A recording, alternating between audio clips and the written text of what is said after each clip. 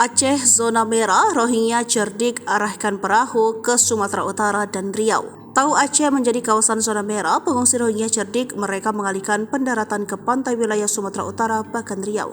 Ratusan pengungsi Rohingya kembali mendarat di Sumatera Utara. Sempat beredar kabar ada 147 pengungsi Rohingya tiba di satu pulau yang berada di Kabupaten Langkat, Sumatera Utara. Informasi diperoleh wartawan, pengungsi Rohingya ini tiba di Pulau Kuala Besar, Kecamatan Secanggang. Setelah dikonfirmasi, ratusan pengungsi Rohingya ternyata mendarat di Desa Karanggading, Kecamatan Labuhan Deli, Deli Serdang.